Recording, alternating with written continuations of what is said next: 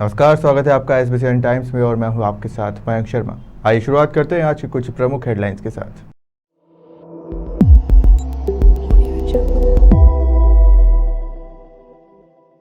Bulletin में शुरुआत करते हैं मंदसौर की खबरों के साथ। मंदसौर में कृषि उपज मंडी से लहसुन से भरी एक पिकअप रास्ते में ही गायब हो गई। 5 दिन बाद पुलिस ने लहसुन सहित पिकअप को जब्त करते हुए 3 आरोपियों को गिरफ्तार किया है। थाना वाईडी नगर पुलिस से मिली जानकारी के मुताबिक बीते 31 जनवरी को मंदसौर की कृषि उपज मंडी की परिधि ट्रेडर्स की फर्म से करीब 1 लाख की कीमत की 30 क्विंटल लहसुन महाराष्ट्र के धुलिया भेजने के लिए पिकअप क्रमांक RJ09 JD 1300 में लोड किया गया था। 2 दिन बाद भी जब संबंधित पार्टी को लहसुन की डिलीवरी नहीं मिली तो वाईडी नगर पुलिस थाने में मामला दर्ज करवाया गया। मामले में पुलिस राजस्थान के चित्तौड़गढ़ जिले के बदेसर निवासी राजेश उर्फ भेरू मेघवाल, गणेश राम लोधा और शिवराम को गिरफ्तार किया गया है। आरोपियों ने लहसुन को मंदसौर से लोड कर रास्ते में ही छुपा दिया और डिलीवरी देने पहुंचे ही नहीं। पुलिस ने गायब हुई लहसुन से बहती पिकअप को जब्त करते हुए तीनों आरोपियों को गिरफ्तार कर लिया है। विगत 3 दिन पहले एक रिपोर्ट आई थी थाने पे कि मंडी व्यापारी की जो लहसुन गाड़ी थी जो व्यापारी के पास जा रही थी तो उसको किसी अज्ञात द्वारा उठा लिया गया है। माल ना ड्राइवर का पता चल रहा था, ऐसा कुछ था। तो वो शंका थी कि शायद हो सकता है उसकी माल को ड्राइवर वगैरह ने इधर उधर कर दिया, अमानत में खात कर दी। इसे सूचना आई थी तो सूचना पे काम करते हुए काफ़ी कुछ वर्कआउट करा है। तो वर्कआउट के बाद पता चला कि वाहन का जो ड्राइवर था, क्लीनर था और वाहन मालिक था, उन लोगों की मिलीजुली भगत थी और उन लोगों ने माल को रफा दफा करने की नीयत से अमानत में खयानत कर दी गई थी, जिनको पकड़ लिया गया है और माल जब्त कर लिया गया है। इसमें जो मुख्य आरोपी है वो शिवराज है, जो कि भदेसर राजस्थान का रहने वाला है। और जो बाकी अन्य जो साथी है उसका ड्राइवर भेरू और राजेश और गणेश, वो भी वहीं आसपास के भदेसर के आसपास के। इन्होंने माल यहाँ से ले गए थे, माल महाराष्ट्र जाना था, तो रास्ते में इन लोगों ने माल गायब कर लिया था और उसको ले आके उसको हैंड ओवर कर दिया था शिवराज को। अमूमन इसकी कीमत 1 लाख रुपये। 3 गाड़ी मालिक है और एक्चुअल में इसमें कहीं लेन देन नहीं होता, चीज़ें रास्ते में ही पुलिस ने रोक ली थी, उनकी जो योजना सफल नहीं हो गई थी रास्ते। मंदसौर रेवास देवड़ा रोड स्थित लावारिस विक्षिप्त महिला आश्रम गृह पर red cross chairman Pritesh Chawla अपनी टीम के साथ पहुंचे, जहां उनका स्वागत किया गया। इस दौरान रेड क्रॉस चेयरमैन ने कहा कि रेड क्रॉस की पूरी टीम आपके साथ है, हर मदद करने को तैयार है। अनामिका जन कल्याण समिति के द्वारा रेड क्रॉस की नई टीम को बधाई देते हुए उनका सम्मान किया गया।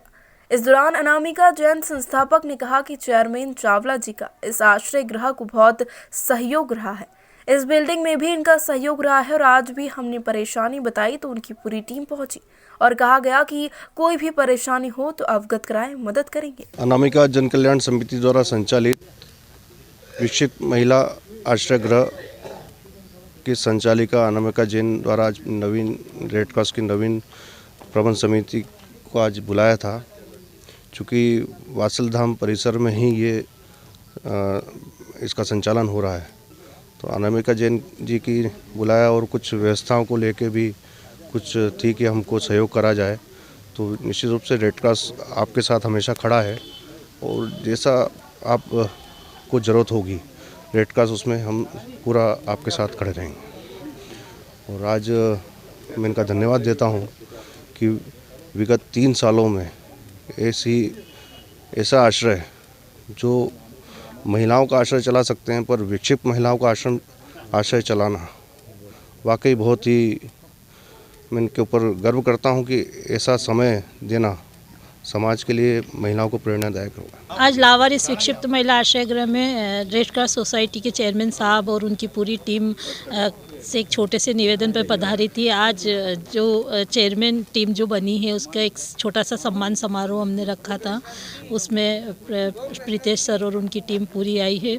बिल्डिंग जब से शुरुआत हुई थी प्रीतेश सर का बहुत साथ सहयोग रहा था। ये बिल्डिंग जिसको सर ने बताया कि घर बना वो सर की बदौलत ही बना।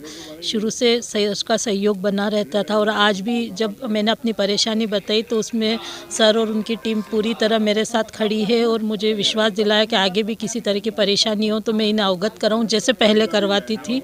तो मैं पूरी टीम का आभार और धन्यवाद आपके चैनल के माध्यम से करना चाहती हूँ कि इन्होंने अपना समय निकाला और यहाँ तक पधारे। धन्यवाद। शुक्रवार को मंदसौर कलेक्टर गौतम सिंह और विधायक यशपाल सिंह सिसोदिया सहित अधिकारी मंदसौर के भगवान पशुपतिनाथ परिसर में बन रहे सहस्त्र शिवलिंग मंदिर के निर्माण का जायजा लेने पहुंचे। उन्होंने मंदिर निर्माण का जायजा लेते हुए कार्य की समीक्षा की और निर्माण कर रहे ठेकेदार से भी बातचीत की है। कलेक्टर गौतम ने बताया कि मंदिर भव्य और सुंदर बने, इसके लिए हम समय समय पर यहां आकर निरीक्षण करते हैं। आज भी शास्त्र शिवलिंग मंदिर के निरीक्षण को लेकर पहुंचे हैं और भगवान पशुपतिनाथ मंदिर, तपेश्वर मंदिर और सहस्त्र शिवलिंग मंदिर को इस तरह डिजाइन किया जाता है इस यहाँ आने वाले श्रद्धालुओं को किसी तरह की परेशानी का सामना न करना पड़े और एक ही रूट में दर्शनों की व्यवस्था भी हो जाए। हाथी मंदिर को भव्य और जल्द बनाने के लिए प्रयास किया जा रहा है और कलेक्टर गौतम जी ने बताया कि भगवान सहस्त्र शिवलिंग की प्रतिमा मुख्यमंत्री शिवराज सिंह चौहान के हाथों की जाएगी।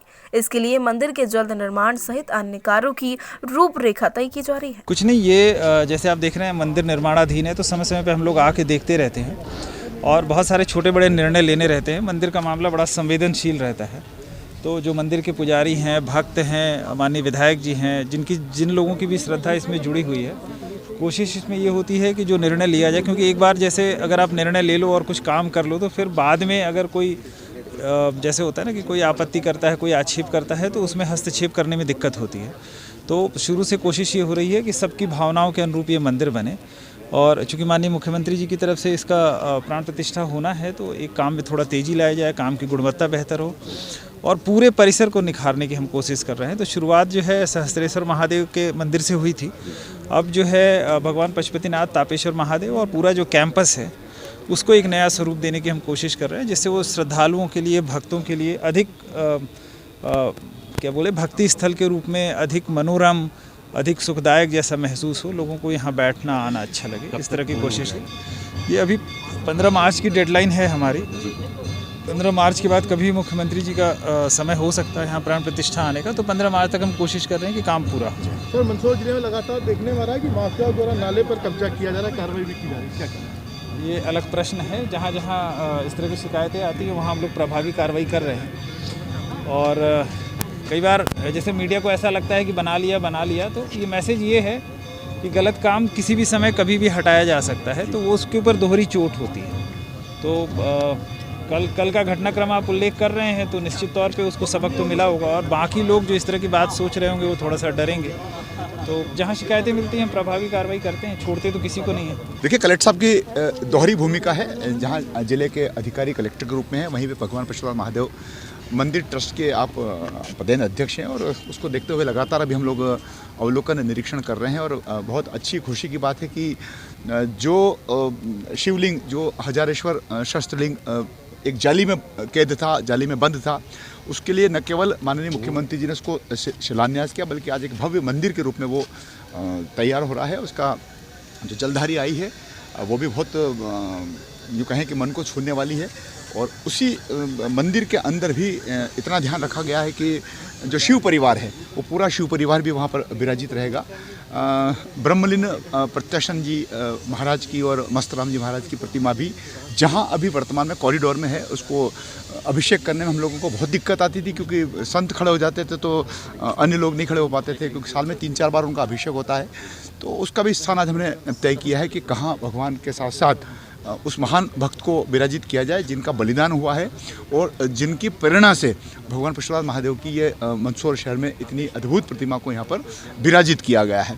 पूरे मंदिर परिसर की कायाकल्प में हम सब लगे हुए हैं और जनता की जिस प्रकार से श्रद्धा और भावना भगवान पशुपतिनाथ मंदिर की तरफ है। और मैं 2 दिन पहले ही माननीय मुख्यमंत्री जी से मैंने, जब मेरा 1-to-1 हुआ था, विधायक दल की हमारी बैठक थी, मैंने निवेदन किया है और माननीय मुख्यमंत्री जी ने को सुनकर के बड़ा प्रसन्नता हुई कि जिसका शिलान्यास किया था उसका लोकार्पण की हम स्थिति में आ गए हैं। तो उन्होंने मेडिकल कॉलेज को लेकर के भी और भगवान पशुपतिनाथ मंदिर के दर्शन करने के लिए और जो हजारेश्वर शस्त्रलिंग है उसको भी लोकार्पित करने का उन्होंने मन बनाया है, उसको उन्होंने आश्वासन दिया है। और उसी बात में जब कल कलेक्टर साहब के साथ चर्चा हो रही थी तो कलेक्टर साहब ने आज की विजिट रख ली। महाघंटा भी बन करके तैयार है। देखिए कितना लोगों की श्रद्धा है कि 37 कुंटल वजन का हिंदुस्तान का सबसे बड़ा महाघंटा यहाँ पर स्थापित होने वाला है। कुल मिलाकर के नया क्लेवर, एक नया स्वरूप इस मंदिर परिसर के एक्सपांशन जो कर रहे हैं, जो नया जीर्णोद्धार उसका हो रहा है, उसमें बहुत अच्छे से उसको डिज़ाइन किया गया। और पशुपतिनाथ मंदिर के ठीक किनारे शिवना की जो शिवना नदी है, उस शिवना नदी पर भी उसका जो स्लेब है मंदिर से लगा हुआ, उसको आगे बढ़ा करके कॉरिडोर टाइप हमने बना दिया है। मुझे लगता है कि बहुत अच्छे से इसका और अधिक विकास होगा। कब तक तैयार हो जाएगा सर? देखिए टारगेटेड तो 15 मार्च तक का है, क्योंकि 7 मार्च से विधानसभा है और 25 मार्च तक वो चलेगी। लेकिन जो मुकेश सिंघई है, उनसे कलेक्टर साहब ने निर्देशित किया है कि 15 मार्च तक हम टारगेट रखें, क्योंकि विधानसभा सत्र के तत्काल बाद हम माननीय मुख्यमंत्री जी को मंदसौर में लाएंगे। आइए अब रुक करते हैं नीमच की खबरों की तरफ। नीमच जिले के शिक्षा अधिकारी डीके शर्मा ने जानकारी देते हुए बताया कि आगामी 17 फरवरी से माध्यमिक शिक्षा मंडल की बोर्ड परीक्षाएं प्रारंभ हो रही है। कक्षा 10वीं और 12वीं की परीक्षा है, फरवरी माह में प्रारंभ हो रही है और हमेशा यह परीक्षाएं मार्च महीने में हुआ करती थी। इस बार परीक्षाएं जल्द हो रही है। वही परीक्षा की तैयारियों को लेकर उन्होंने बताया कि इस संबंध में सभी केंद्रों का निरीक्षण कर व्यवस्थाओं को सुनिश्चित कर लिया गया है और तैयारियां पूरी है। शर्मा ने बताया कि जिले में 48 केंद्रों पर परीक्षाएं आयोजित होगी। साथ ही कोविड गाइडलाइन का इन परीक्षाओं में पूरी तरह से पालन कराया जाएगा। जिले के सभी विद्यार्थियों को कोरोना वैक्सीन का प्रथम डोज लगाया जा चुका है। जल्द ही दूसरा डोज भी लगवाया जाएगा और परीक्षाओं को लेकर आगामी 7 फरवरी को वीडियो कॉन्फ्रेंसिंग के माध्यम से एक बैठक होना है, जिसमें आवश्यक दिशा निर्देश प्राप्त होंगे। बोर्ड परीक्षा इस बार गत वर्ष की तुलना में पहले हो रही है। हमेशा मार्च में होती थी, इस बार ये 17 फरवरी से ही प्रारंभ हो रही है और इसकी सभी जो आवश्यक तैयारियां थी वो जिले द्वारा पूर्ण कर ली गई है। 7 तारीख को इसके संबंध में 12 बजे से वीसी है और वीसी में हमें जितनी भी हमने 9 बिंदुओं पर जो उन्होंने जानकारी मांगी है कि क्या क्या तैयारी हुई, उसकी जानकारी लेकर के हमें और उनसे वीसी करनी है। सर जिले में लगभग कितने केंद्र बनाए जाएंगे? हमारे लगभग 48 केंद्र रहते हैं और इस बार भी उतने ही केंद्र।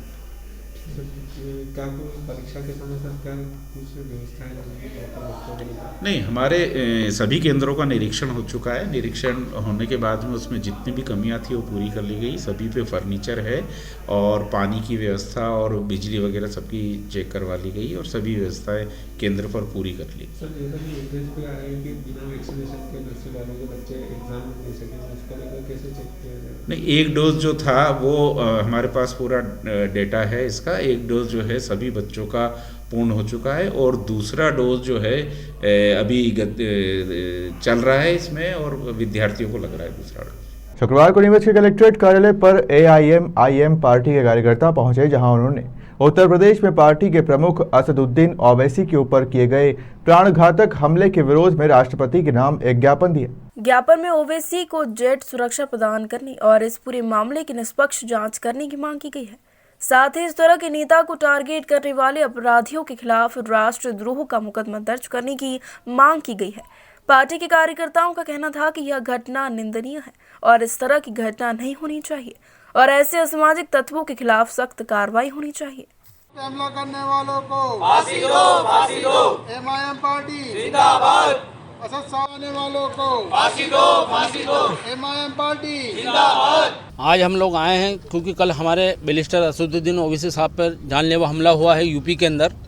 मेरठ की एक आम सभा को करके वो दिल्ली जा रहे थे तो रास्ते में उन पर एक आतंकवादी हमला हुआ जिन पर उनको ऊपर फायरिंग हुई है। फायरिंग इतनी खुले दिल से करी है, ऐसा लगता है कि मतलब पूरी योजना के अंतर्गत उस काम को अंजाम दिया है। असद साहब पर पहले भी दिल्ली के अंदर एक हमला हुआ था उनके मकान पर और उसके बाद ये दूसरी घटना है कि हिंदुस्तान में ऐसे कौन सा आतंकवादी संगठन पल रहे हैं जो एक सेकुलर और राष्ट्रीय नेता के ऊपर इस तरह का बार बार हमला हो रहा है। इस पर निंदनीय बात है ये और यूपी सरकार और केंद्र गवर्नमेंट को इस पर अपना नज़रिया बदलना चाहिए कि एक सांसद होने के ऊपर वो उन पर इतना जानलेवा हमला हो सकता है। आम नागरिक कहाँ सुरक्षित है फिर यूपी के अंदर। और हम इसी को लेकर यहाँ आए हैं कि वो हमें निष्पक्ष जांच मिली जाए, यूपी के अंदर CBI जांच हो और निष्पक्ष जांच हो कि वो किन लोगों के कहने के आधार पर इतनी बड़ी घटना को उन्होंने अंजाम दिया है। 4 लोग थे, चारों को जिसमें 2 गिरफ्तार हो चुके हैं और 2 की गिरफ्तारी बाकी है और किन लोगों के संरक्षण में वो काम करा है, इस घटना को अंजाम दिया है। और हम यही मांग लेके माननीय कलेक्टर महोदय के पास आए थे। राष्ट्रपति के नाम से एक ज्ञापन दिया गया हमारी तरफ से कि उनको जेट सुरक्षा दी जाए और उनके आने वाले भविष्य में उन पर ऐसे कभी कोई घटना ना हो, और अभी जो लोगों को पकड़ा है उनकी निष्पक्ष जांच हो और उन पर देशद्रोह का केस लगाया जाए, क्योंकि एक राष्ट्रीय नेता पे अगर इस तरह की घटना होती है, जानलेवा हमला होता है, तो उस पर देशद्रोह केस बनता है। ये हमारी मांग है, इसकी हम कड़ी निंदा करते हैं और हम इसी गुस्से के साथ हम सभी लोग यहाँ आए हैं। सभी में गुस्सा है, रोष है कि हमारा हिंदुस्तान किस ओर जा रहा है। फिलहाल खबरों में सिर्फ इतना ही। आप बने रहिए SBCN टाइम्स के साथ।